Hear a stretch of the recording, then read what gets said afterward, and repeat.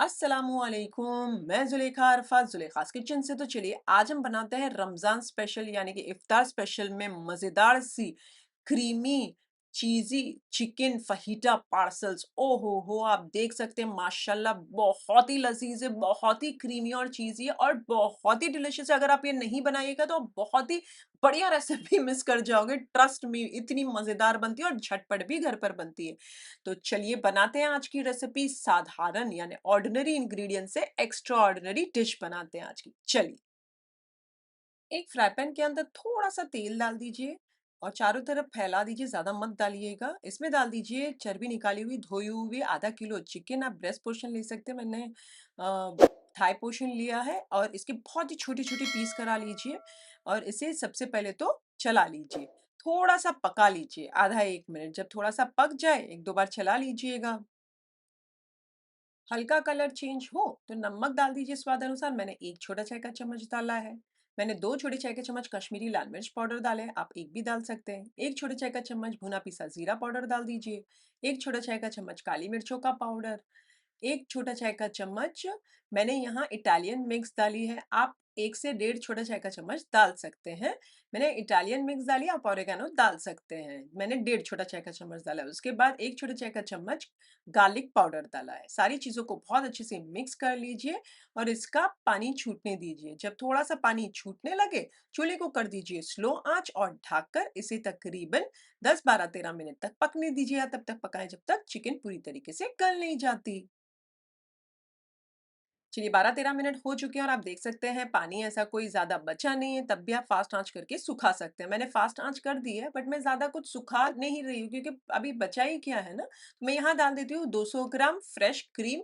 मैंने यहाँ से बाजार से ली है ये फ्रेश क्रीम, आप वो वाली इस्तेमाल कर सकते हैं या फिर घर की क्रीम है आपके पास मलाई, तो आप पहले तो उसे मिक्सर जार के अंदर डालकर पीस लीजिएगा, दूध मत डालिएगा। सिर्फ गाढ़ी गाढ़ी मलाई लेके उसे पीसकर इसमें डाल दीजिए। चूल्हा फास्ट आंच पर इसे पका लीजिए, तब तक पकाइए जब तक है ना थिक नहीं हो जाती। बढ़िया सा थिक हो जाए ये हमारी ग्रेवी इसकी, तब डाल दीजिए यहाँ पर 100 ग्राम मायोनीज और 100 ग्राम मैं यहाँ खुरची हुई चीज डाल रही हूँ। अच्छा, चीज जो है ये मिक्स है, मोज़रेला और वो जो शेडार आती है दोनों मिक्स है। आप कोई भी एक तरीके की लेना चाहें तो ले सकते हैं। सबसे पहले बहुत अच्छे से मिक्स कर लीजिए। जब बढ़िया सा मिक्स हो जाए, मैंने चूल्हा स्लो कर दिया था, हाँ। अब जब मैंने डाल दिया और बढ़िया सा मिक्स हो गया, चूल्हे को कर दीजिए बंद और ये आप देख सकते हैं बढ़िया सी क्रीमी टेक्सचर हुई है हमारी इसकी। चूल्हे को कर दीजिए बंद और हल्का ठंडा हो जाने दीजिए। जब बढ़िया सा ठंडा हो जाए, रूम टेम्परेचर पे आ जाए, तो यहाँ पर मैं डाल देती हूँ 3 टाइप की शिमला मिर्च। अब आप आधी-आधी डालना चाहें, एक-एक डालना चाहें, वो आप आपके हिसाब से डाल सकते हैं। मैंने आधी-आधी डाली है और एक मीडियम साइज़ की प्याज़ को बारीक यानी कि छुंदा काट कर मैंने डाल दिया है। बढ़िया-सा मिक्स कर लीजिए और इसे साइड पर रख दीजिए कंप्लीटली ठंडा होने के लिए। आप चाहें तो फ्रिज में रख दें, मैं तो यही सलाह दूँगी कि आप इसे फ्रिज के अंदर रख दीजिए ढक कर। मैंने 1 घंटे के लिए इसे फ्रिज में रख दिया था। 1 घंटे के बाद मैंने 2 टेबलस्पून मैदे को थोड़ा पानी डालकर घोल बना लिया। 1 घंटे के बाद ये जो चिकन का मिक्सचर है फहीटा वाला, ये निकाल लिया फ्रिज में से।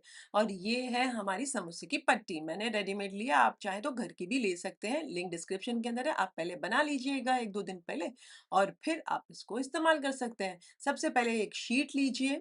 अब जब आप एक शीट लें, तो नीचे ना इस तरीके से बीच में आप ये मैदे का घोल यानी कि ये जो ग्लू है ये लगा दीजिए। इसके ऊपर इस तरीके से पट्टी दूसरी वाली रख दीजिए समोसे की। इसके बीच में मिक्सचर लगा दीजिए और फैला दीजिए थोड़ा-सा। और आप देख सकते हैं बढ़िया मैं ज़्यादा-ज़्यादा डाल रही हूँ क्योंकि वो सॉसी है ना, तो सॉस ज़्यादा ooze आउट होगा तो मज़ा आएगा। अब एक साइड का पलट दीजिए इस तरीके से, दूसरे साइड पर मैदे का घोल लगाकर टाइटली उसे भी पलट दीजिए। तीसरे साइड पर भी मैदे का घोल लगाइए और उसे भी पलट दीजिए, लेकिन टाइटली पलटिएगा।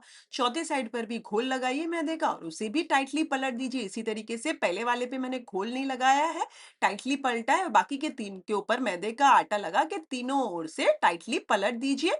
इसी तरीके से सारे बना लीजिए। वैसे रमज़ान रिलेटेड खूब सारी मैंने रेसिपीज़ अपलोड की है मेरे चैनल पे। इनफैक्ट रोज़ रमज़ान रिलेटेड इफ्तार स्पेशल रेसिपीज़ जारी है मेरे चैनल पर, उसके लिए मेरे चैनल को सब्सक्राइब कर लीजिए। चलिए ये देख सकते हैं, कोशिश कीजिए कि ये जो एजेस है ना ये सील्ड हो जाएँ और यहाँ से दिखे ना। चलिए ये मैंने सारे बना लिए, अब आप 1 घंटे के लिए इन्हें फ्रिज के अंदर रख दीजिए। वैसे आप कौन से देश और कौन से शहर से हैं, मेरे साथ कमेंट सेक्शन में ज़रूर शेयर कीजिएगा, मुझे जानना बहुत अच्छा लगता है। चलिए 1 घंटे के बाद यहाँ पर मैंने 3-4 टेबलस्पून मैदा एक प्याले में डाला है। अब इसमें डाल दीजिए तकरीबन आधा छोटे चाय का चम्मच चिली फ्लेक्स और आधा छोटा चाय का चम्मच ओरिगैनो यानी कि मिक्स्ड हर्ब्स। मेरे पास ओरिगैनो नहीं है, मेरे पास मिक्स्ड हर्ब्स है तो मैं वो डाल रही हूँ।